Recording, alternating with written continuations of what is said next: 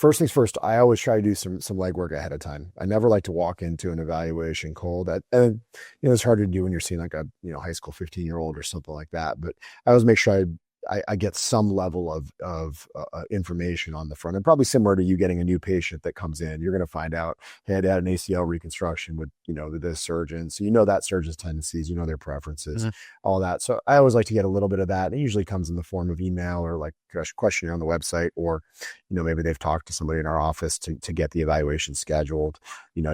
Who their agent is, what team they played for, all that. I like to just be curious and spend 5 or 10 minutes digging in on, all right, they throw a splitter, or, really high vertical release height. Oh, maybe it's a guy who's got limited shoulder ER and that's where he goes. So I kind of have some of my clues that I work to.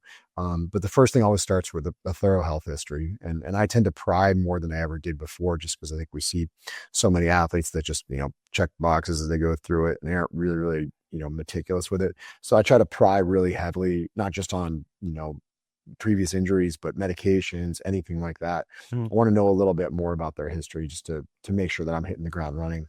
Once we actually get in the office, we're going to go through, detailed conversation of what are the goals, what's the train history, what's the timeline? Are you here for 3 days? Are you here for 3 months? What are we working with in that regard? Any exercise that give you problems. I often like to integrate one of our skill coaches as well. So if I'm dealing with a pitcher, I want to get one of our pitching coaches in there, just because there are a lot of things that they may say that I can write down, but it's good for them to hear it because they'll sometimes have just a different kind of context for it.